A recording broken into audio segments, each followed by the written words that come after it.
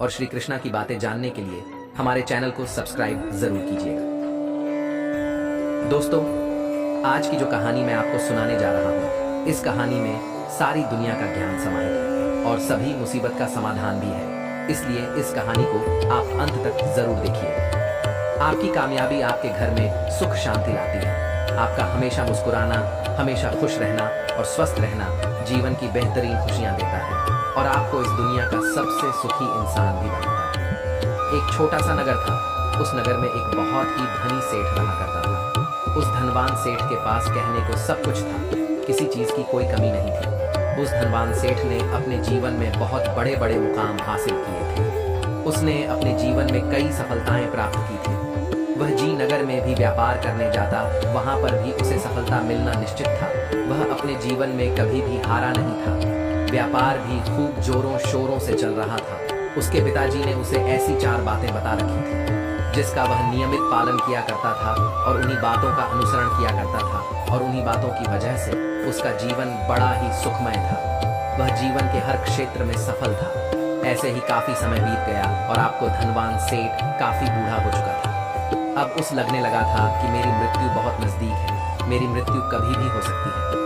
उसका एक सोहन नाम का बेटा था, पर वह जानता था कि उसका बेटा बहुत भोला है।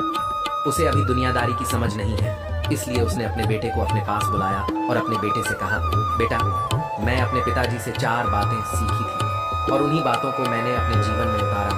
उन्हीं के अनुकरण की वजह से आज मैं अपने जीवन में इतना सफल हूँ, अपना जीवन सुखमय पूर्वक बिता रहा हूँ। उन्हीं बातों की वजह से आज मैं इतना धनवान हूँ। ना ही कभी मुझे कोई बीमारी हुई और ना ही मुझे कभी कोई धन की कमी हुई। और तुम देख ही पा रहे हो कि मैं इस नगर का सर्वश्रेष्ठ धनवान हूँ। आज मेरे पास जो कुछ भी है मैं उससे संतुष्ट हूँ, मैं खुश हूँ। लेकिन मैं चाहता हूँ कि तुम मुझसे भी आगे बढ़ो, तुम और नाम कमाओ, तुम और धन कमाओ, लोग तुम्हारे बारे में जाने, तुम्हें पहचाने, क्योंकि हमारा समय कुछ और था और तुम्हारा आने वाला समय कुछ और ही है। उस धनवान सेठ ने अपने बेटे सोहन को अपने और करीब बुलाया और उसे कहने लगा, बेटा, आज मैं तुमको दुनिया की ऐसी 4 महत्वपूर्ण बातें बताने जा रहा हूँ जो मुझे मेरे पिताजी ने बताई थी और इसी के कारण आज मैं इतना सफल हूँ। यदि तुमने इन सभी बातों को अपने जीवन में उतार लिया, इनका नियमित तौर पर पालन किया, इनका अनुसरण किया, तो तुम भी अपने जीवन में बहुत धनवान बन जाओगे, अपने जीवन को बहुत सुखमय तौर पर बिताओगे। इतना कहकर धनवान सेठ सोहन को 4 बातें बताना शुरू करता है। वह कहता है, बेटा, सबसे पहली बात, काम पर छाव में जाना और छाव में आना। दूसरी बात, अपने घर के चारों तरफ चमड़े की बाड़ रखना। तीसरी बात, हमेशा खाने को मीठा करके खाना।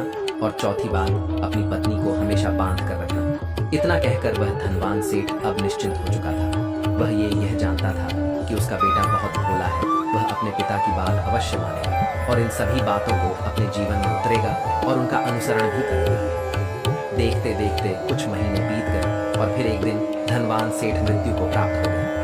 अपने पिता की मृत्यु के बाद सोहन ने उन सभी 4 बातों को एक कागज पर लिख लिया ताकि वह उन्हें भूल न जाए और उन्हीं बातों को वह अपने जीवन में उतारने लगा। सबसे पहली बात अब जो उसके पिता ने उससे कही थी, छांव में जाना और छांव में आना, तो उसने अपने घर से लेकर अपनी दुकान तक पूरे रास्ते पर एक टेंट लगवा दिया, क्योंकि उसके पास पैसा तो बहुत था और उसे कोई रोकने वाला भी नहीं था। जब भी कोई उससे पूछता है कि आखिर तुमने ऐसा क्यों किया, तो वह उसके जवाब में बस इतना ही कहता कि मेरे पिताजी ने मुझे ऐसा ही करने को कहा है। इसके बाद उसने अपने पिता की अगली बात का अनुसरण किया। उसने अपने घर के दोनों तरफ चमड़े की एक दीवार खड़ी करवा दी। इसे देखकर आसपास के लोग बहुत क्रोधित हो गए। कई लोगों ने तो यह तक कर डाला कि आखिर तुमने ऐसा क्यों किया, चमड़े की बाड़ तुमने क्यों खड़ी करवा दी, चमड़े से बहुत बदबू आती है और इससे हमें तकलीफ होती है, इसे आज ही निकलवा दो।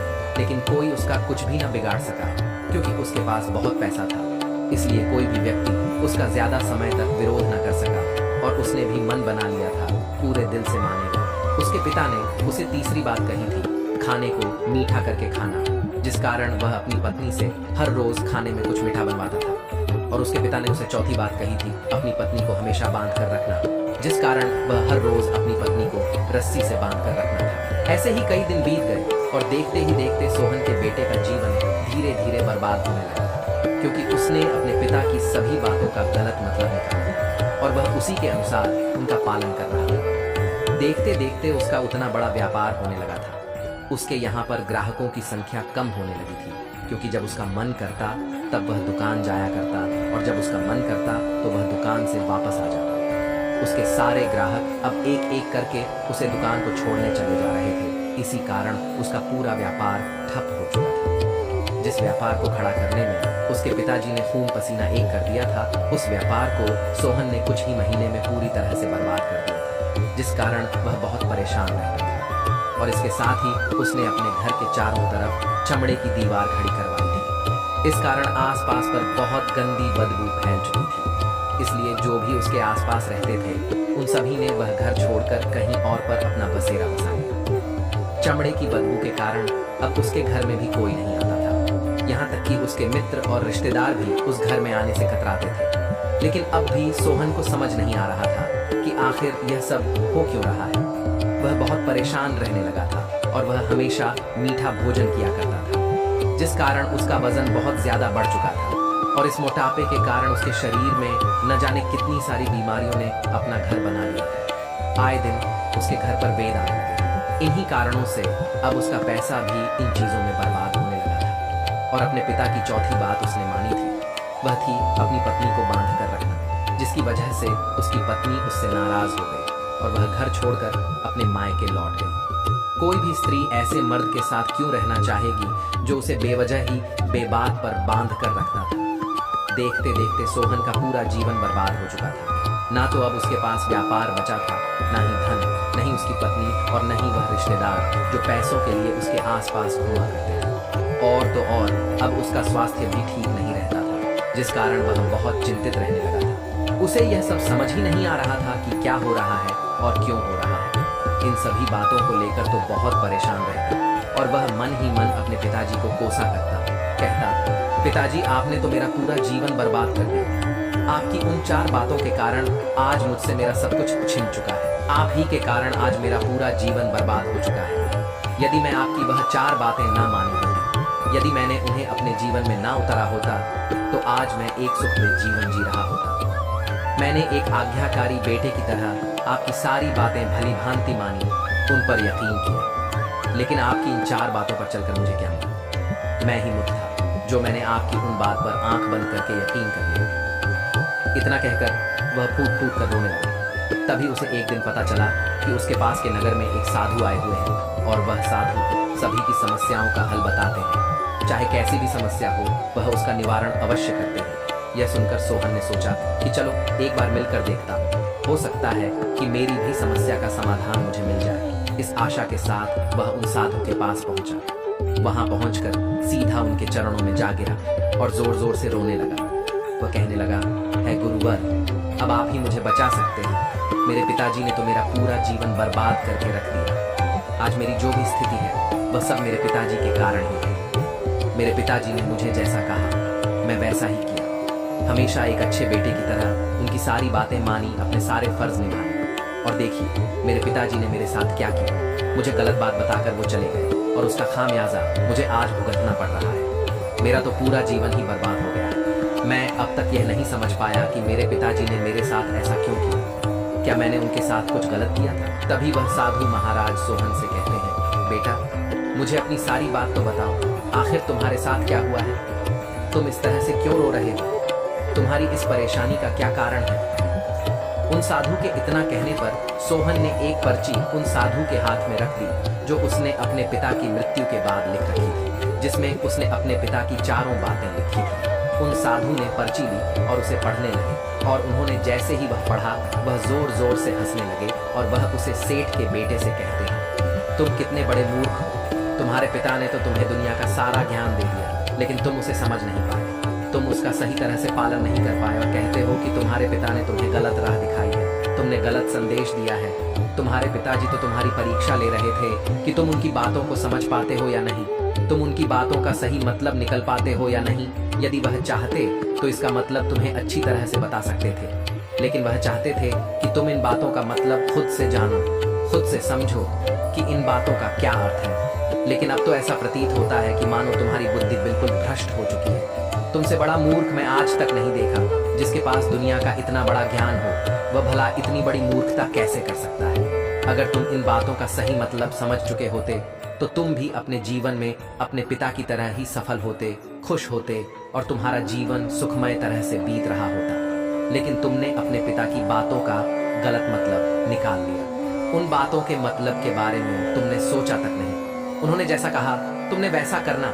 यदि तुम्हें उन बातों का अर्थ नहीं पता चल रहा था तो तुम किसी ज्ञानी से मिल सकते थे, तुम उससे उन बातों को समझ लेते। लेकिन जैसा तुमने अपने पिता की इन बातों को समझा है, इसका मतलब वैसा नहीं है। इस पर सोहन कहने लगा, गुरु आप क्या कहना चाहते हैं? क्या मैं अपने पिता की बातों को सही नहीं समझ रहा? और वैसे भी इसमें समझने लायक है क्या? उन्होंने तो सब कुछ साफ साफ ही बताया था और मैंने उन्हें अपने जीवन में इस तरह से उतार लिया, तो फिर मैंने गलत क्या किया है? इस पर गुरुवर एक बार फिर मुस्कुराने लगे और सोहन से कहते हैं, बेटा ये जो बातें लिखी गई हैं, इन बातों के पीछे एक गहरा अर्थ है जिसे तुम समझ नहीं पाए। इसी कारण तुमने ये मूर्खता कर दी और इसी कारण तुमने अपना पूरा जीवन बर्बाद कर लिया। लेकिन अब भी कुछ नहीं बिगड़ा, अब भी तुम्हारे पास बहुत समय है। यदि तुम चाहो तो अब से मेहनत करके भी तुम अपने जीवन में एक बार फिर से वह खुशहाली व समृद्धि सब कुछ हासिल कर सकते हो। इस पर सोहन कहता है, कृपया करके मुझे उन चारों बातों का मतलब समझाइए। आखिर उन चार बातों का क्या अर्थ है? इस पर साधु कहते हैं, तुम्हारे पिताजी ने तुमसे कहा था काम पर छांव में जाना और छांव में आना। इसका मतलब यह है सूर्य निकलने से पहले ही तुम दुकान पर पहुंच जाना और सूर्यास्त होने के बाद ही तुम वापस घर आना, जिससे तुम्हें दुकान पर अधिक से अधिक समय मिल पाएगा। तुम उस काम को अच्छी तरह समझ पाओगे, तभी तुम उस काम को अच्छी तरह से कर पाओगे। उस काम को बढ़ाने में तुम अपना दिमाग लगा पाओगे और तुम अपने काम में तरक्की कर पाओगे। लेकिन तुमने तो इसका गलत ही मतलब निकाल लिया। तुमने तो अपने घर से लेकर दुकान तक एक ऐसा टेंट लगवा दिया जिससे तुम छाव में आ जा सको। अब तुम ही बताओ, क्या तुमने पिता की बातों का सही मतलब समझा था? ये सुनकर सोहन जोर जोर से रोने लगा और कहने लगा, है गुरुवर, मैंने अपने पिता की इन बातों का गलत मतलब निकाला और इसी कारण आज मैं पूरी तरह से बर्बाद हो चुका हूँ। मैं ही सबसे बड़ा मूर्ख था। मेरे पिताजी ने तो मुझे इतना महत्वपूर्ण ज्ञान दिया था, लेकिन मैं उस हीरे को पत्थर समझ बैठा। आगे वह सेठ का बेटा उन गुरुवर से कहता है कि गुरुवर दूसरी बात क्या है, उसका अर्थ क्या है? आगे गुरु दूसरी बात का अर्थ समझाते हुए कहते हैं, चमड़े की बांट करवाना। इसका अर्थ यह है कि तुम अपने घर में कुत्ता या बिल्ली पालो। जब तुम अपने घर में कुत्ता बिल्ली पाल लगे तो यह तुम्हारे घर की चारों ओर से रक्षा करेगा, जिससे तुम्हारी धन दौलत पूरी तरह से सुरक्षित रहेगी और तुम बेफिक्र होकर दुकान पर मन लगा सकोगे, बेफिक्र होकर दुकान के कामों को समझ सकोगे और तरक्की कर पाओगे। और तो और तुम्हारे मन में कभी यह भी डर नहीं होगा कि कहीं कोई चोर आकर मेरी संपत्ति न चुरा ले। चमड़े की बाढ़ करवाने का असली मतलब ये है, लेकिन तुमने तो चमड़े की बाढ़ करवाने का मतलब कुछ और ही निकाल दिया। तुमने तो अपने घर की दो दीवारों को ही चमड़े से पूरी तरह से भरवा दिया, जिस कारण आसपास गंदी बदबू फैल गई। तुम्हारे आसपास के पड़ोसी भी अपना घर छोड़कर कहीं और चले गए। यहाँ तक कि तुम्हारे मित्र, तुम्हारे सगे संबंधी भी उसे बदबू के कारण तुम्हारे घर पर आने से कतराने लगे। और इसलिए ना तो तुम्हारे घर पर कोई आता है और ना ही कोई जाता है, और इसी कारण बस लोग तुम्हें नापसंद करने लगे। आगे सोहन कहता है गुरुवर, ये सब तो ठीक है, लेकिन ये खाने को मीठा करके खाना इसका क्या? मैं इसका भी अर्थ गलत निकाला है क्या? मैंने तो अपने पिता की बातों के कहे अनुसार ही हर रोज मीठा खाया और आज देखिए मेरा शरीर कितना वजनदार हो चुका है, जिस कारण मुझे अनेक प्रकार की बीमारियों ने घेर रखा है। क्या मैं इस बात को भी गलत समझ रहा था? इस पर गुरु सोहन से कहते हैं, हाँ, तुमने इस बात का भी गलत मतलब ही निकला है। मीठा करके खाने का अर्थ यह है कि जब भी तुम्हें भूख तेजी से लगे तभी तुम्हें भोजन करना है, ना उसके पहले और ना उसके बाद। अन्यथा यदि तुम्हें भूख ना लगी होगी और तुम्हें भोजन मिल जाए तो तुम उस भोजन की कभी कदर नहीं करोगे। वह रोटी तुम्हें कभी मीठी नहीं लगेगी, फिर चाहे वह भोजन कितना भी स्वादिष्ट क्यों ना हो, चाहे भजन कितना भी लाजवाब क्यों ना हो, तुम उसकी कदर कभी नहीं कर पाओगे, तुम उसका सम्मान कभी नहीं कर पाओगे। किंतु जब एक व्यक्ति को जोरों की भूख लगी होती है तो उसके सामने यदि तुम सूखी रोटी भी रख दो तो भी वह उसके लिए किसी पंचमेल से कम नहीं है। वह उसे प्रेम पूर्वक खाता है, उसका आदर करता है और वह रोटी उसे मीठी लगती है। तुम्हारे पिताजी ने यह कहा था कि भोजन मीठा करके खाना, जिससे तुम्हारा स्वास्थ्य भी अच्छा रहेगा, क्योंकि जब एक व्यक्ति को भूख लगी होती है और उस समय पर जब वह भोजन करता है तो वह उसके लिए एक अमृत समान होता है, और वहीं पर जब किसी व्यक्ति को भूख ना लगी हो और ऐसे समय पर वह भोजन करता है तो वह उसके लिए विष समान है। लेकिन तुमने तो इसका भी गलत मतलब निकाला था। तुम हर रोज मीठा खाने लगे, जिस कारण तुम्हारा वजन बढ़ने लगा और इसी कारण तुम्हारे शरीर में अनेक रोग ने अपना घर बना लिया और यह तुम्हें मृत्यु के करीब ले जा रहा था। इसलिए आज से जब भी तुम्हें जोरों की भूख लगे तभी भोजन करना तुम्हारे लिए अत्यधिक फायदेमंद होगा और तुम्हारे शरीर को हमेशा निरोगी बनाने में तुम्हारी मदद करेगा। यही तुम्हारी तीसरी गलती थी जिस कारण तुम्हारा पूरा जीवन बर्बाद हो रहा था। आगे सोहन कहता है, चौथी बात तो बिल्कुल साफ लिखी गई है, अपनी पत्नी को हमेशा बांध कर रखना। क्या मैंने इसका भी गलत मतलब निकाला? इस पर साधु कहते हैं, हाँ बेटा, अपनी पत्नी को बांध कर रखने का अर्थ यह नहीं है कि तुम रोज रस्सी से बांध कर रखो, बल्कि इसका अर्थ तो यह है कि जब भी तुम दोनों के बीच में कोई आपसी मतभेद हो जाए तो तुम अपनी पत्नी पर हाथ मत छोड़ना। जब तक एक स्त्री का पति उसके साथ रिश्ते में बंधा होता है तो वह अपने रिश्तों में बंध जाती है और वह अपने रिश्ते को पूर्ण तरीके से निभाने का हर मुमकिन प्रयास करती है। और ऐसे समय पर यदि तुम्हारे बीच कुछ नोक झोंक हो जाए, कुछ गलतियां हो जाएं और ऐसे समय पर तुम उस स्त्री का हाथ नहीं छोड़ते तो वह तुम्हें छोड़कर कभी नहीं जाएगी। लेकिन इसका अर्थ यह भी नहीं है कि तुम अपनी पत्नी पर अत्याचार करो, बल्कि तुम्हारे पिताजी यहाँ पर कहना चाहते थे कि जो भी कोई व्यक्ति तुम्हारे साथ किसी रिश्ते में जुड़ा हुआ है उसे अपने रिश्ते में इस तरीके से बांध लो कि वह तुम्हारे साथ झगड़े के बाद भी नुकसान न पहुंचा सके, वह तुम्हारे साथ कुछ गलत न कर सके और तुम्हारा फायदा न उठा सके। अपने रिश्तों को हमेशा बांध कर रखना, उन्हें खुला मत छोड़ना, अन्यथा वो तुम्हारे हाथ से छूट जाएंगे। और हम में से अधिकांश लोग अपने जीवन में यही गलतियां करते हैं और अपने नए रिश्तों को कभी समय नहीं देते, जिस कारण उनका रिश्ता उतना मजबूत नहीं हो पाता और इसी कारण वह अपने रिश्ते से हाथ धो बैठते हैं। और यही गलती तुमने भी की।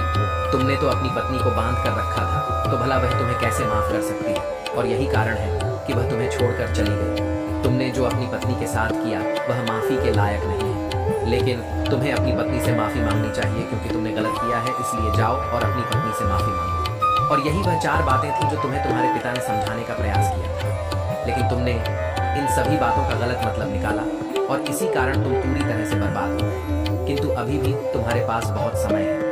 यदि तुम इन सभी बातों का सही से अनुसरण करते हो तो तुम अपने जीवन में एक बार फिर से बस सब कुछ हासिल कर सकते हो जो तुमने खोया है। ये सारी बातें हमारे जीवन की पूरी परेशानियों का समाधान है। दोस्तों, आज की वीडियो यहीं पर समाप्त होती है। मैं आशा करता हूँ कि आपने इस वीडियो से बहुत कुछ सीखा होगा। मिलते हैं एक नई वीडियो के माध्यम से, तब तक के लिए अपना ख्याल रखें।